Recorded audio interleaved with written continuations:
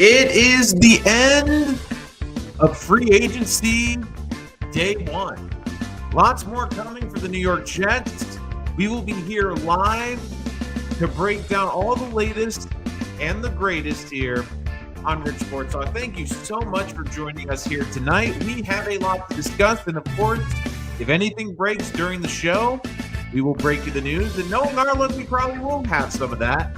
Because, of course, last time we were on this show, Jamie Sherwood was, of course, re-signed for $45 million. Now, there is a lot of ways I think the Jet fan will look at free agency. So I wanted to look at the biggest move today, some of the moves that the Jets and some of the former players that are no longer on the team. But I also want to preview looking into tomorrow, day two. But I wanted to start off with the biggest signing because I do think it's important. And then we can look a little bit more at the entire scope of the free agency because the sense I'm getting from Jet fans is a bit of frustration. Now, again, I know we don't like to go down the old road, but if you remember last year around this time, we were also in the same place with no signings. And then, of course, somehow at midnight, Joe Douglas signed 3 players while we were all in bed. So who knows? Maybe by this time tomorrow, we will have more players in the green and whites. But there is a lot I want to talk about. And let's start off with the biggest piece of news was that the Jets have a quarterback, signing Justin Fields, the former Steelers and Bears quarterback, to a 2-year deal, $40 million, 30 of which is guaranteed. I feel that this was a great move for a multitude of reasons. Now, I asked you guys on the community page, and again, make sure to like and subscribe. See that like and subscribe button? Make sure you bash that so you don't miss any of our latest content and the shows, because I asked you a lot of questions, and I asked you guys, what grade would you give the Justin Fields signing? 44% said A, 30% said B, 19% said C, and DNF came in at 7%. So again, guys, we want to interact with you as much. And if you are on X right now, again, X has really done a great job today, especially during the first day of free agency. And you notice something, put it in the comments. We're also looking to do our first big board. If you want some sneak peeks, make sure to add to the super chat. Not only do you jump to the front of the line, but you make a donation to this channel. And who knows, one of my ideas is if you donate the highest super chat in one of these videos, maybe you'll be on with me and we'll do a one-on-one show with just the two of us and the community. So let me know if you like that idea in the comments below. But getting back to Justin Fields. One of the things I like to say on this show is I always look at actions over words.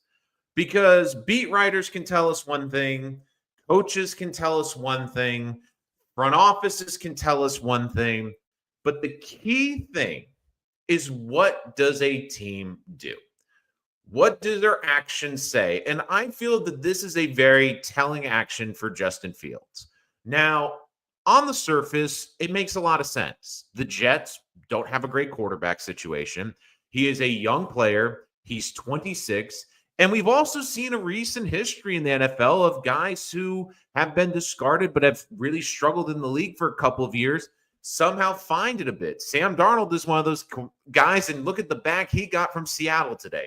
Look at Baker Mayfield. There are plenty of examples of guys in new scenery and new places that have been successful. Even last year, in a limited role, he was 4-2 as the Steelers starter.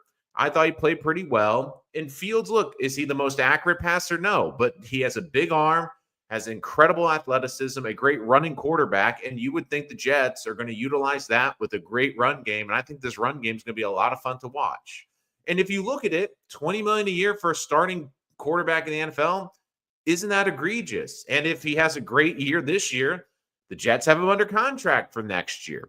So to me, this was a great move because this was a move that had the most upside. Look, let's be honest. This is a lottery ticket. But of all the lottery tickets, this is the one I'm glad the Jets went with. And there's a lot of ties here, and we should have known this. When the Denver Broncos were picking 9th in the Justin Fields draft, there was a lot of interest. Darren Muji was reportedly one of the people that really wanted the Broncos to draft Fields. Of course, they passed. He fell to the Bears, and the rest is history. Now, the reason also I think Fields is liking this opportunity is because he has familiarity. Not only does he get to reunite with Garrett Wilson from their Ohio State days, but there's another Buckeye currently on the Jets, and Jeremy Ruckert. Now, Jeremy Ruckert is, let's be honest, had a bit of a slow start in his Jet career, but maybe this is a quarterback that really will utilize him and be able to have a special connection with him. So there is a lot of things about this move that I like. You're in the middle of trying to renegotiate with Garrett Wilson. He was sharing on social media how happy he was. And if this helps you lock up Garrett Wilson for the long term, I think that this is a great move in the short term. And look, let's be honest, the options after Justin Fields were not great. We were talking about Carson Wentz and Marcus Mariota. At least this is a lottery ticket where you can see maybe a little bit of a runway afterward, where with Carson Wentz and Marcus Mariota, it just would have been depressing. But this is the biggest thing I took out of the Justin Fields sweepstakes. And I think that this is the most important take that you should take as a Jet fan.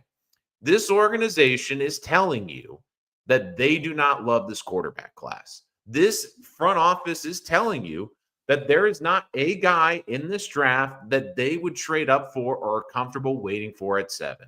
If they really like this class as much as people were saying, like everyone, you keep seeing all the connections to Jackson Dart miraculously rising up the draft board to pick 7. But instead, the Jets get Justin Fields. And for me, it buys time. It allows the Jets to wait until day 2. And if, let's say, Jalen Milroe falls to them at 42, or even in the third round, I think the third round would be a stretch, but let's say Jalen Milroe's sitting there 42. You have Justin Fields under contract for 2 years. Could be a good situation. And you've even seen guys like Connor Hughes report that this was always the plan, bringing a young guy to compete and possibly start, which they got on Justin Fields, and then potentially draft a rookie. And I think now this gives them the leeway to draft the leeway on day 2 in either the second or the third round. The other big thing that I look at this too is it gives the Jets draft flexibility. Let's say a team wants to trade up with 7 and the Jets can get assets in next year's really coveted quarterback class. That would make a lot of sense to use that to get more capital in a much better quarterback draft class if they don't love the guys in this year. It also allows them to be more flexible to move back. They are not desperate for a quarterback right now, and that is a big place to be in. So of all the things, I think that this was probably one of the smartest moves that the Jets made. Yes, it is a lottery ticket. If you're expecting Justin Fields to be a top 5 quarterback in the NFL, I think you're going to be disappointed. But do I think he can be a valuable starting quarterback, a guy that can make plays and score enough points? There are going to be games where it will be frustrating, where he will miss wide open receivers. I think you'll get good and bad Justin Fields. You'll have games where he looks like an unstoppable weapon, but then you'll have games where he's struggling to complete a pass on 3rd and 6. It's a bit of the good and a bit of the bad, but we've seen this with other franchises, and we've seen them turn it around with quarterbacks. I also think it's very telling too. When I look at the quarterbacks, I was of the belief that maybe with Detroit's success, they'd be looking for more of a pure pocket passer, a guy that's a quick decision maker. But instead, it seems like the offense that they want to run is to have a versatile quarterback that can beat you with his arm and with his legs, unlike Jared Goff. So I think it is very telling about the Jets' whole plan. Now, the Jets, of course, I know a lot of fans will be chiming in that it was a bit of a quiet day for the Jets, of course, with the Jets only really making 2 signings today. Now, my big thing with the second signing today, and look, there is a lot of movement, and I'm just checking X right now just to make sure that basically nothing else is happening crazy right now. I know one of the funny stories for me is Zach Wilson is re-signing in the AFC East with the Miami Dolphins. But here's the one interesting thing I look at too, because a lot of people did not like the Brandon Stevens signings. Baltimore corner, struggled last year, only 2 picks in his career, but 27 years old. Here's the thing. He's a guy that plays a lot. He's played the full 2 last seasons. And the big thing I would also look at too is there are going to be guys, like we remember even when DJ Reed signed, we were like, he's a little bit small. Does he have the great track record? He really fit in Robert Saleh's defense. Maybe this is a guy that Aaron Glenn, and again, Aaron Glenn, a defensive back, that's where he's cut his teeth in both the National Football League and coming up as a coach. maybe he sees potential in him. And maybe there's also another option. Don't forget the Jets don't really have any safeties on their roster, and they've even tendered Tony Adams out there. So if a team offers, the Jets can match. Maybe they're looking at this as a player that they can try at corner, but if not, move to safety with Brandon Stevens. He offers a versatility in this defense that is incredibly versatile. And the other big thing, too, is we're seeing the cornerback market. We're going to see basically Sauce Gardner reset the corner market when he gets paid. The Jets are not going to overinvest. Now, again, they were in on a couple of players at the cornerback position. I know that the big frustrating one was them not getting Davis. But the other thing I look at, too, is, and I saw some fans who said they didn't even engage with DJ Reed. It just felt like DJ Reed was a bit of a goner, that he was not coming back no matter what. I am a little bit surprised he went to Detroit. Not super surprised. I almost thought he'd be going right to San Francisco. But this Jet free agency, I think it is going to be defined a little bit more about some of the pieces the Jets have lost. So as the dust has settled a bit, I know a lot of Jet fans are saying, they're going, well, what about the wide receivers? We missed out on Darius Slayton. What about the tight ends? The thing with this free agency class, I did not love this class. It's not a great free agency class, and I think the Jets are doing the smart thing and are playing it smart and not getting into bad contracts. Because keep in mind, the Jets from the previous regime already are paying dead cap to up to 8 players. They haven't officially released Aaron Rodgers yet, so that cap number is still technically on the books. Yes, the Jets have wiggle room under the cap, but it's not an abundance where they can go spend like drunken sailors here. So I think that what the Jets are doing is smart. I understand there's frustration, especially as you see some of these players come off the board, but I'm curious to see who the Jets go after either in the evening hours tonight, early tomorrow, because there are waves in free agents. There's this initial rush and all these big deals coming in and flying in all over the place. And then you get kind of the secondary market where you see guys kind of fall through the cracks a little bit in the first couple of days. I mean, a couple guys I'd keep an eye on. Javon Holland, the safety from the Dolphins, is still available. I'm curious to see what kind of contract you can get for him. Justin Reed is also available. I think that, though, would be a shorter-term contract. I don't think Cam Robinson as a tackle will be in play, and we'll get to the tackle position in a little bit.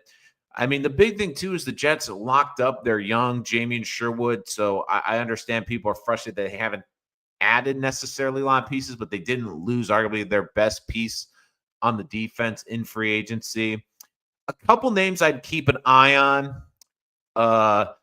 Kevin Zeitler, again, even though he's 35, I wonder if the Jets can bring him in as a depth piece, former Lion, into the system.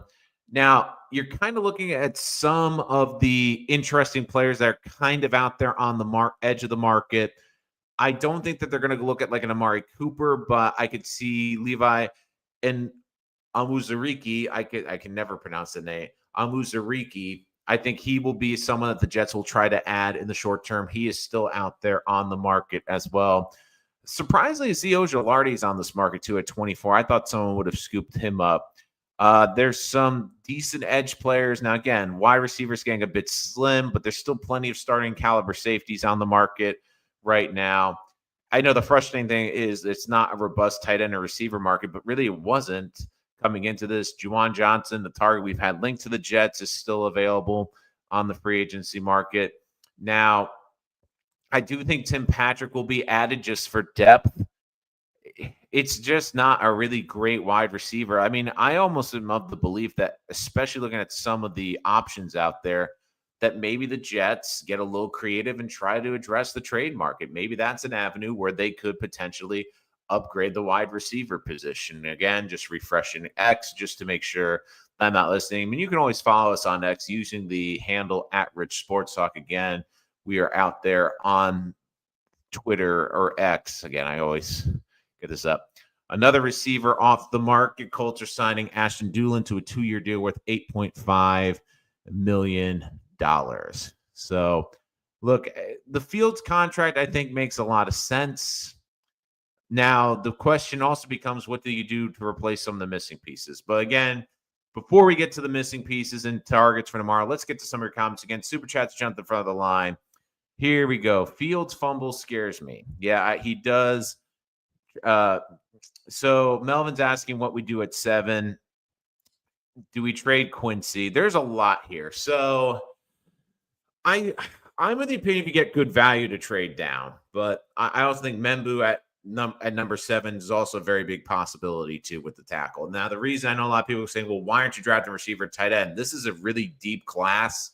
I feel like you can get a playmaker at tight end in round 2 or round 3 very easily. So I that's why I would also be there too. I don't know about cutting Travis. I see that in the chat. We have Fields under Salah and Hackett. Fields would have been a dude. I feel optimism Fields with our better coaching. Look, I also think, too, that there's a bit of a chip on Fields' shoulder because the Jets drafted Zach Wilson. Now, again, completely new regime, completely different people. But you do wonder if that plays into this as well as does he have a point to prove that he should have been the second quarterback taken on the board? Darius Slayton, Giants took Slayton back $12 million, thought he might get interest from us. The thing that's hard too, and you saw it earlier, I'm trying to think it was Peter Schrager who reported saying there's not a lot of leaks come out of the Jets building. So it's not, I think they are trying to avoid they were in on that person. They were interested in that person because we've always had the almost Jets former free agents out there. So, but apparently Miami's becoming the backup quarterback Jet Haven. First it was Mike White, now it's Zach Wilson.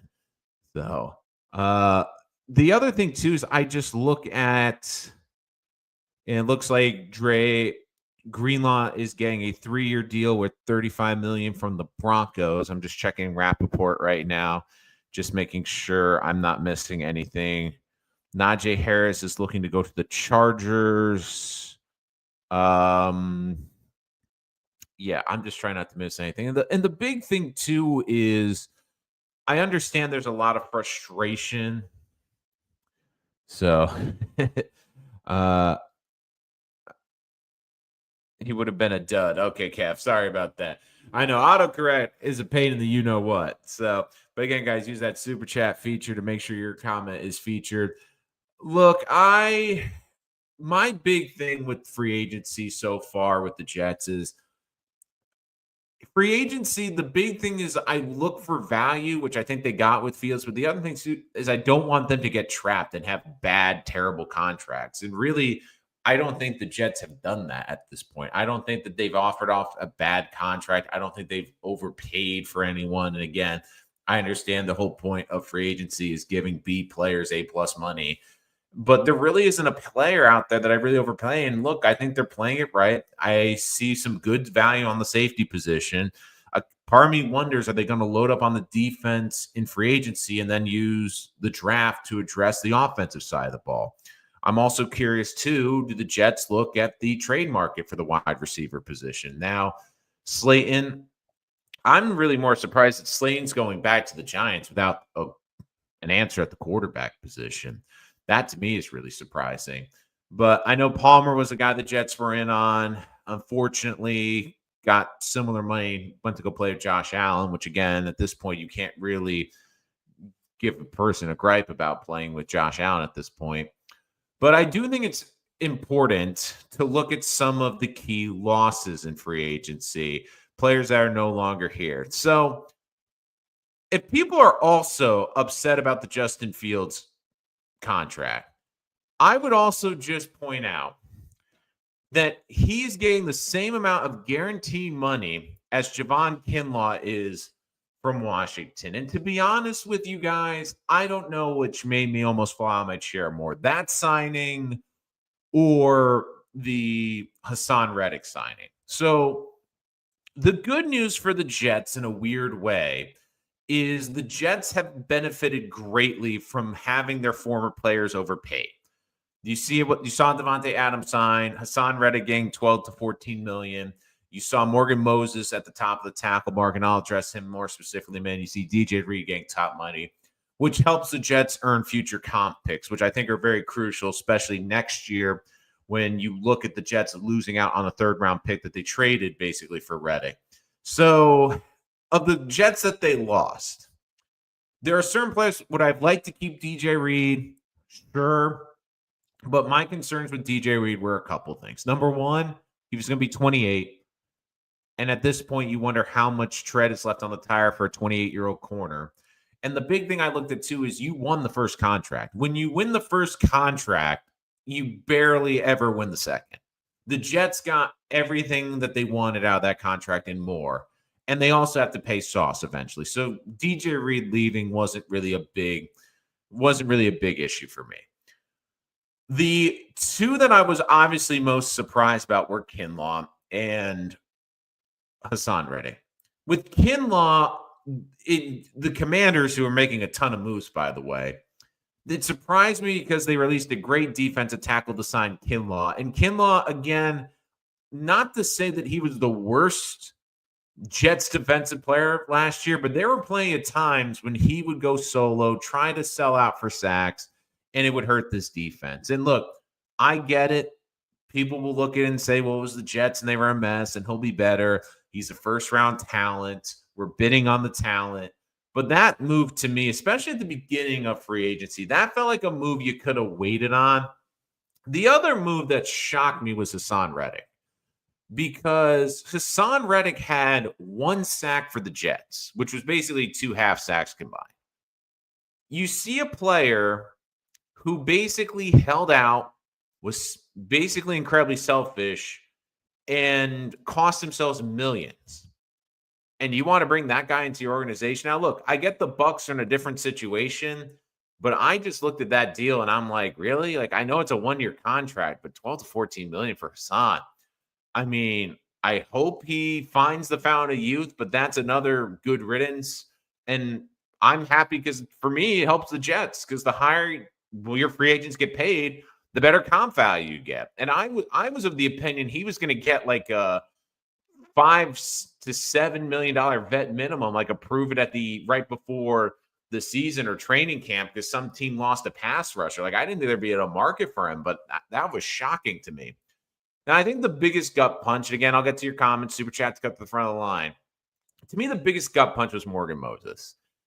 And at the end of the day, I do think ultimately the Jets did the right thing, although now it has put them in a very big hole. Because when he was playing for the Jets under $5 million last year, that was a good value. Now, I understand that, yes, it's technically a 3-year deal with the Patriots, but I also know a lot of that is front-loaded, so it's probably more of a 2-year contract. But when it started to get closer to $10 million a year, I mean, it could be up to 28 and a half. This to me was a move that, again, I think that when you looked at Morgan Moses, I really like the personality, but you look at Moses, the last 2 seasons, he's 34. He's missed time the last 2 seasons with injuries. The injuries are starting to pile up.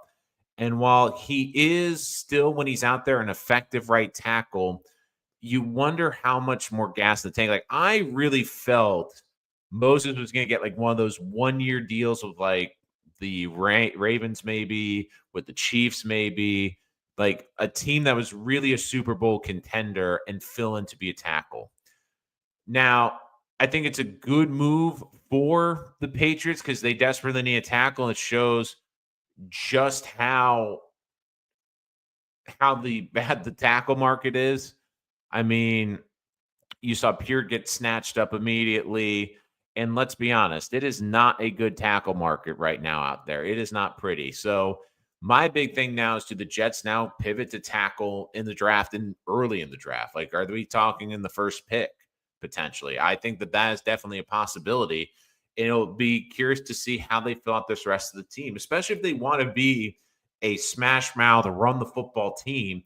I think you're going to need a smash mouth right tackle. And now all of a sudden, Membu at 7 becomes a more popular pick and a pick that makes a lot more sense potentially there as well.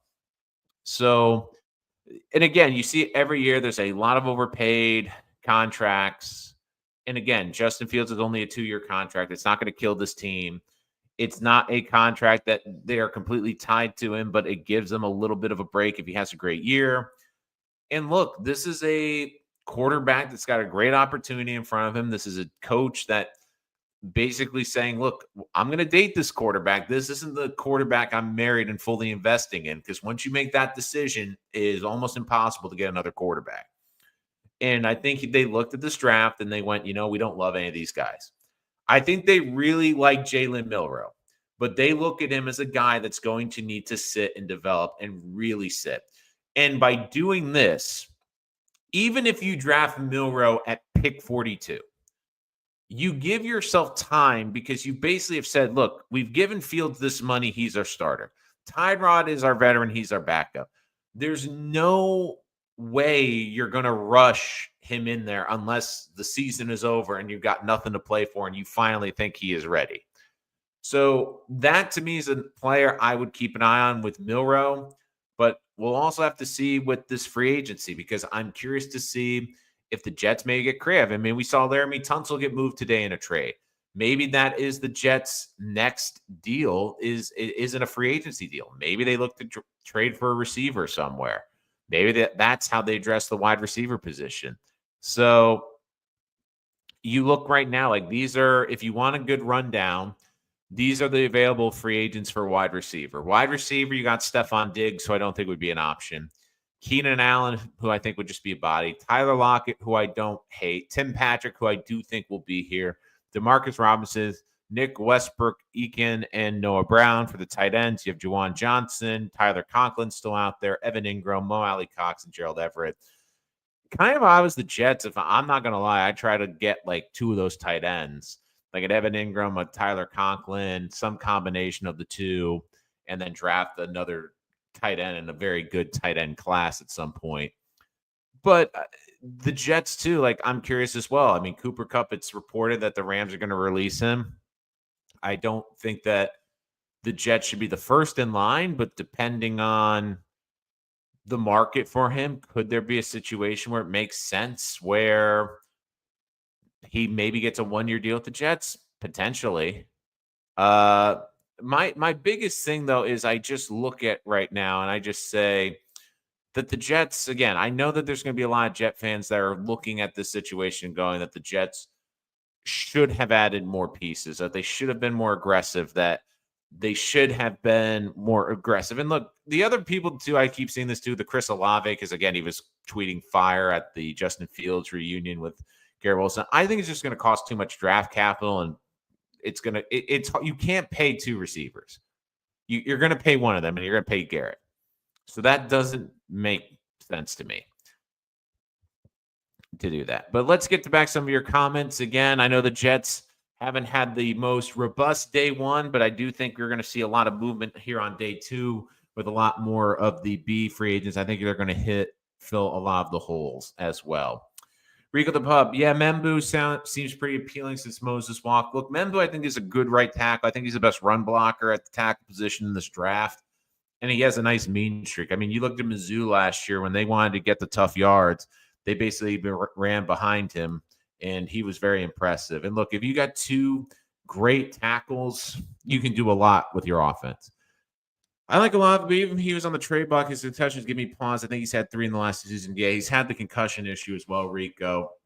And look, we don't know. Like a couple weeks ago, we didn't think Stephon Diggs would be on the blocks. We didn't think like some of these players would be on the block for potential trade. So I'm very curious to see who the Jets go after. Now, Javon Holland and Justin Simmons, both out there still.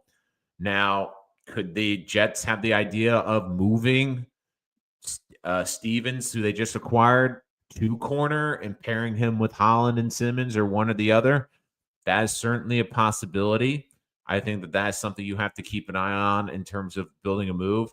And I think this Jet offense is definitely going to be very different. And I think it's going to be a very fun watch to see, especially with the running game and how they utilize the design runs. But this will definitely be something too. And I did think it was curious too, because you look at Justin Fields in a short sample size last year, 66% completions, yards per 10, 6.9, and a QBR 51. Obviously, you want to see a little bit better for QBR, but I do think that you saw an improvement in Pittsburgh. You do see someone that is going to offer being a threat with his legs. And overall, I think they got him for good value. But the biggest thing is now the Jets are not desperate to draft a quarterback.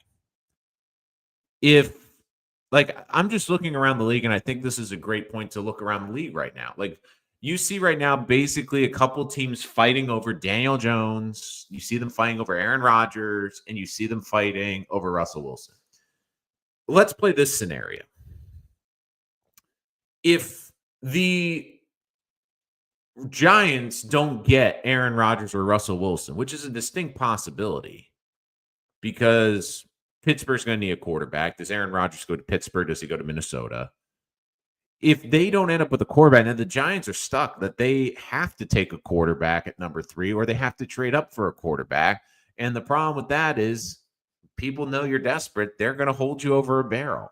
And you wonder, with the reports from Amani Toomer today, that no one wants to go there because they see it as a sinking ship. And you also heard about Rodgers. Yes, the Giants would love Aaron Rodgers. The problem is, do they really want him? Dedrick Wills, yeah, the injuries are definitely a concern. It'd have to be a single-year contract. I'm not investing long-term. It has to be a one-year contract, if I'm honest. Reducing the turnovers, what really impressed me with Fields last year. I think he only had 1 turnover in those 6 games. I can pull that up for you really quick. I can actually check on that for you. In those games, I just want to check. He had 1 interception, 5 passing touchdowns. Now, the key is the rushing. I want to make sure, because I know he had a big fumbling issue with the Bears. So I'm just trying to see this. So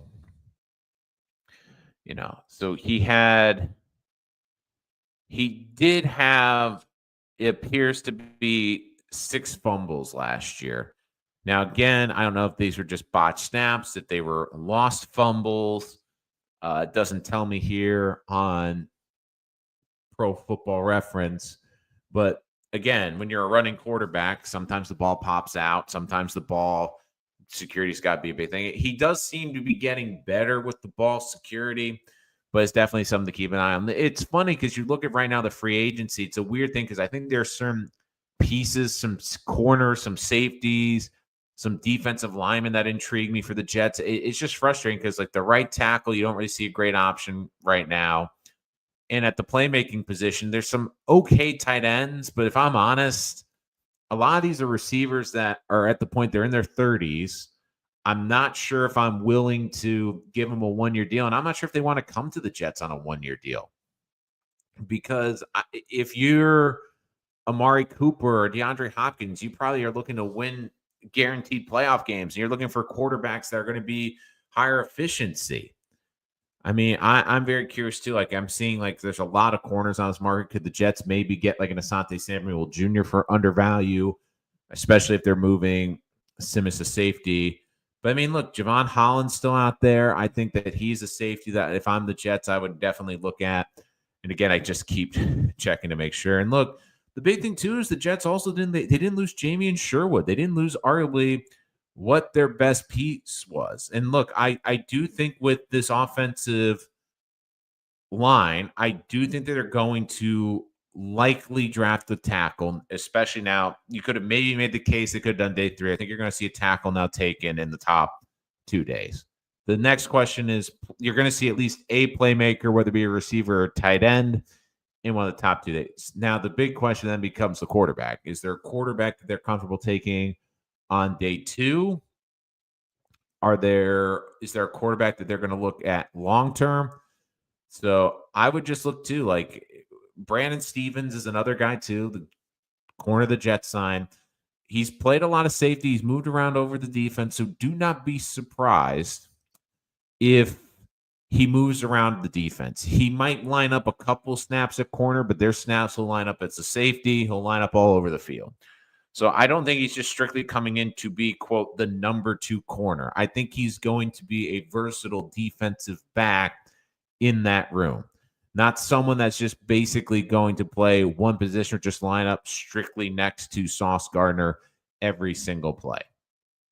And I mean, it is fascinating to me because now you wonder if Justin Fields is great with the Jets, what could have maybe been if they drafted him back when they drafted Zach Wilson. But look, the big thing too is they're going to get some nice comp picks, especially for Reed, Reddick, Kinlaw, and Moses, because those guys got big money. I mean, Moses is getting almost $30 million. Kinlaw got over $40 million.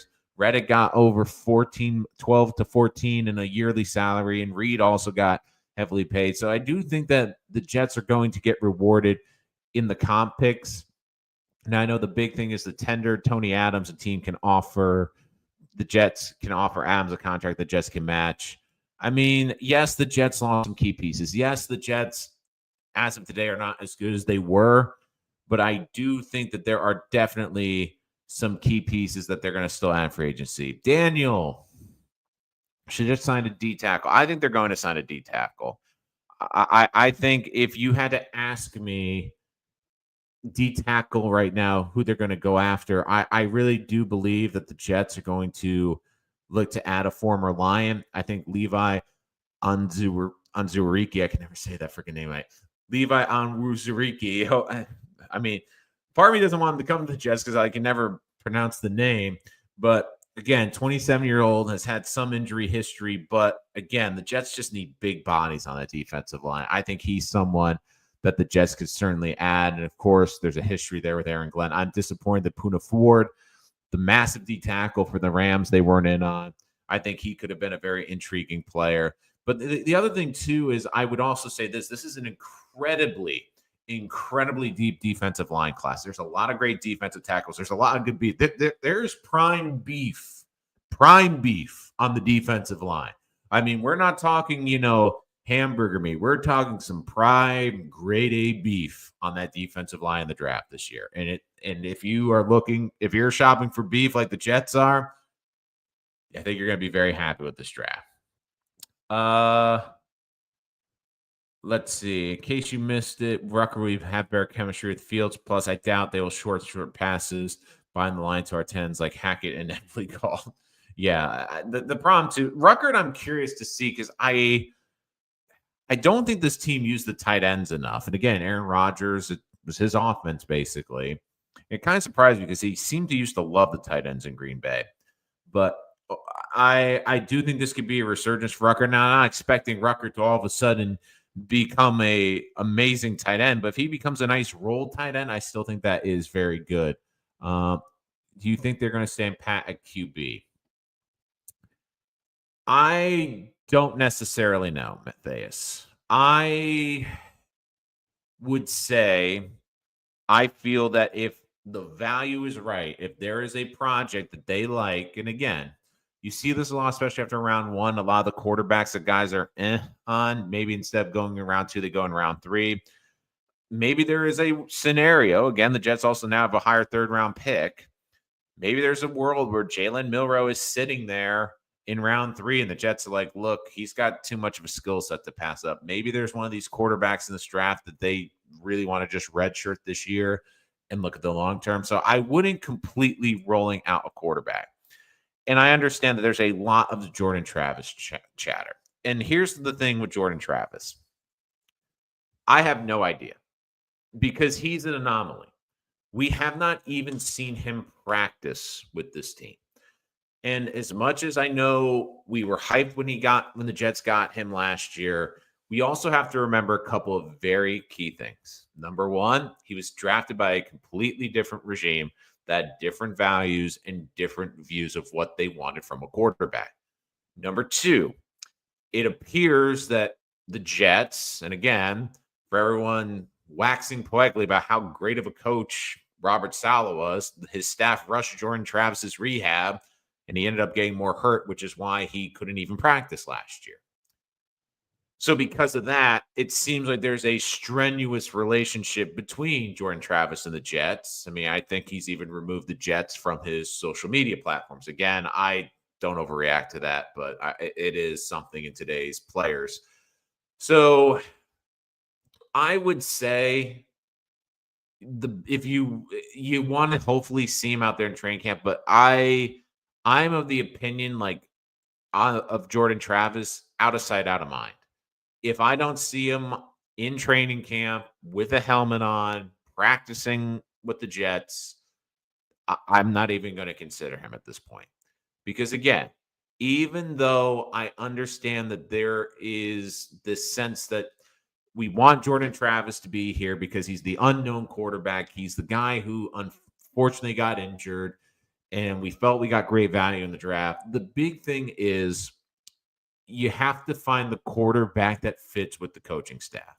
And basically, he was drafted with the previous regime, with Robert Saleh, with Joe Douglas, what they were looking for football players.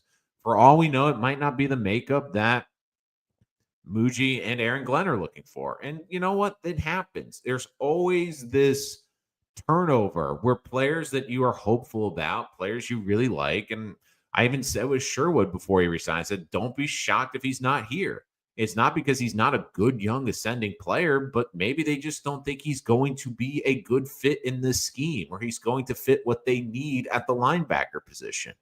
So as much as we always talk about keeping certain players, wanting to develop these young players, sometimes when you get this new regime, it's a complete reset. And Glenn's made it abundantly clear that this is a hard reset for this organization.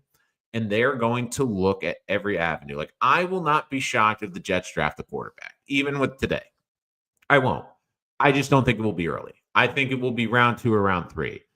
And it will be a developmental guy. I think in a perfect world, if you could script it out for the Jets right now, is that somehow pick 42 rolls around and Jalen Milroe is there. Now, one of two things. Maybe the Jets trade back a couple spots and still pick him like they did with Denzel Mims years ago because they know no one has any interest.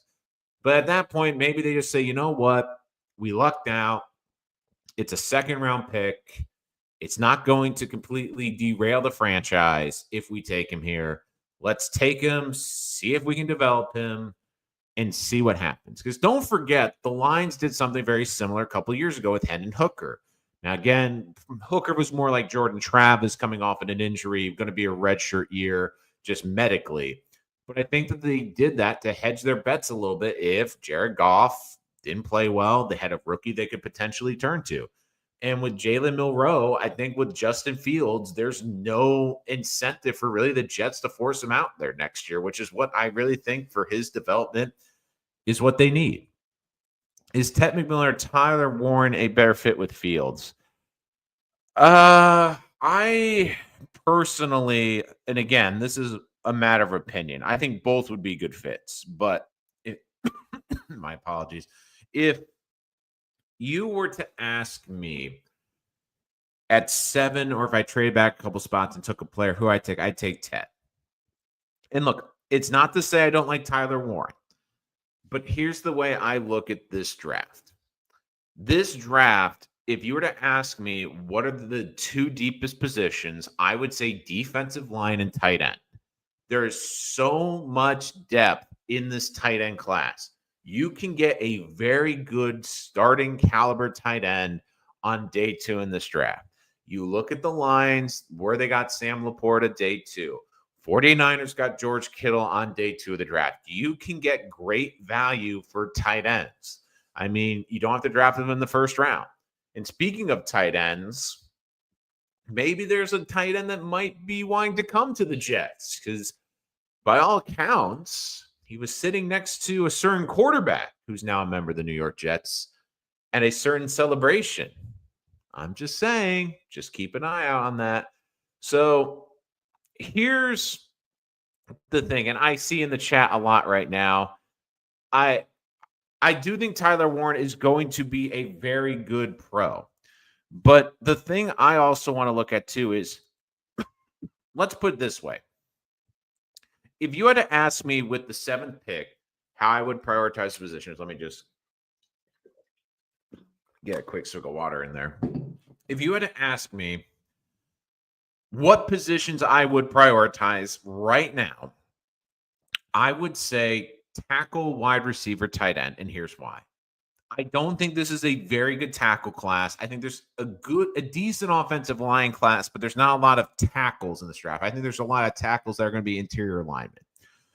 Number 2, I think this is also a intriguing receiver class. I don't think it's that great, and I think McMillan is the best one after Travis Hunter. And look, Tyler Warren is great, and he might be the best tight end in this class. But when I look at round 2 and round 3, I have trouble finding a starting tackle at that point. I have a problem even having trouble finding potentially a wide receiver. But I look at this class and I see guys.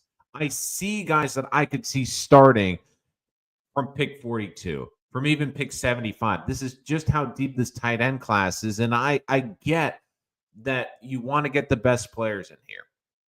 But if you get Ted McMillan and a really good tight end in round 2, are you really going to complain? If you get a great right tackle and you still get a really good tight end in round 2, I still think you'd be happy. And look, I think you could get a good defensive tackle in round 3. I've seen this from Matthias Simmons. Of all the big pieces, I think with number 7 right now, there's kind of this consensus around 4-ish players. And the 4 players are, number 1, it's going to be Mason Graham. Number 2, Ted McMillan. Number 3, Tyler Warren. And number 4, Membu. Now, if you had to ask me who I like of those, and I like all 4 of the players. Mason Graham and Tyler Warren would be 3rd and 4th on who I would go with at that pick, just because, not that they're great players. They are great prospects and impactful players. But when you attack a draft, it's not only about the best players available. It is about building your board and targeting certain positions. If you know the strength of a draft class is going to be the defensive tackles and the tight end position, like this is, and the Jets need both of those positions, you have to look and say, wow, we can get a really elite tight end here. But you know what we can also get? We can get someone that's going to make a big impact for offense and still be a damn good tight end in rounds 2, round 3, round 4. Those are the grades we have on those guys that we're projected there. But we also look by round 2, we don't like the starting right tackles. By round 2, the wide receivers, there's a massive drop-off. You look at the drop-off between the tight ends and the defensive tackles, there's not a lot of big drop-off from the best ones in this draft. I would also look at, too, there are other scenarios, too. Again, I don't mind Emeka Egbuka if you trade down. Now, the other thing, too, is then do they become the Ohio Jets, the OHIOJETS trademark? I'm the first one to use that. Just saying. Future reference, Jet content creators, if you use that, make sure to tag me on that because I came up with that one. So, but I think that the big thing, too, is if you go with what Famous Jay is saying, that also makes a lot of sense. So my last scenario, I had the Jets train down 11 to get Tyler Warren. Let's say Membu is there at 11. I think it would probably be a stretch at that point, but let's play the game. If Membu's there at 11 and you're able to draft him there, but you were able to acquire an extra 3rd-round pick, let's say, the 49ers pick, which I believe is 73. Yeah, 73 because I had 73 and 75 in the mock. That would allow you then to have an extra pick to go and get a defensive tackle. It would allow you then to go get a tight end on day 2, and who knows, maybe you come out with a quarterback in round 3. What if you get a scenario where you got a Mason Taylor from LSU in the 2nd round tight end? You ended up waiting and were rewarded with Jalen Milroe in round 3. And then you also get a defensive tackle. So you get a starting tackle, a dynamic pass catcher, potentially a future quarterback, and an interior defensive lineman. Those are some of the scenarios. And again, guys, hit that like button, subscribe, super chat to jump to the front of the line. And let me know, I'm thinking for the next video, the highest super chat donation will be featured in a special episode where me and you will debate. Let me know if you like that idea for a super chat in the comments. If you're joining us after, again, I know this is a live stream. What do you think? Do you like what the Jets are doing at free agency? What do you disagree about? Again, check out our poll. Make sure to grade the field signing, but also let us know what other future videos you would like to see here as well. So, let's see. I'm just trying to see too, like some of the Jets players are still out there. So I'm just making sure that no one has signed because again, I know knowing our luck, because last night we were doing the draft. We were doing a mock draft, and Jamie Sherwood, of course, pops out that he's going to basically be staying. So you look to like Kinlaw and Hassan Reddick, despite leaving, are going to leave $8.6 million in dead cap.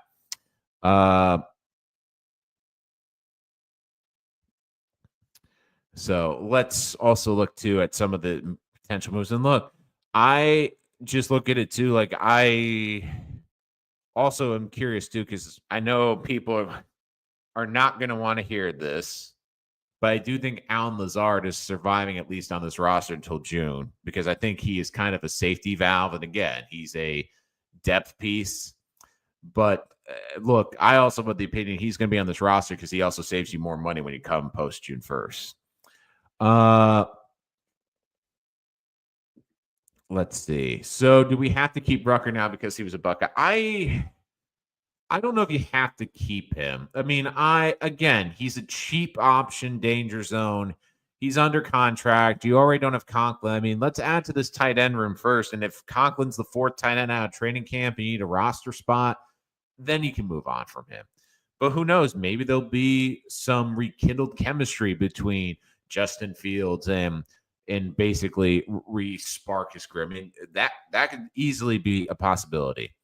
Yes, he has. He liked that. He liked it on social media. So I know that. I know Olave posted with the fire, but yes, Garrett did comment. Not comment. He liked it. So again, I think he is happy. He hasn't said anything like physically publicly, but he does seem happy. Here we go. Jets players going to New England. The only Jet player that's the other thing with Moses that was a little surprising to me. I really felt he was going to go to a contender. Now, again, I think the Patriots feel they can be a contender, but there's way too many variables with them. I'm very surprised. But again, he got $28 million. I think the Jets got great value out of him last year. The two times the Jets he was here at the Jets, and again, they should never let him go. They basically did a smart thing and basically drove up the price, and the Patriots are going to pay a lot of that money. But look, the big things is you look at this and free agency, like, and to be honest, as I hit the mic, so if you're wearing headphones, my apologies.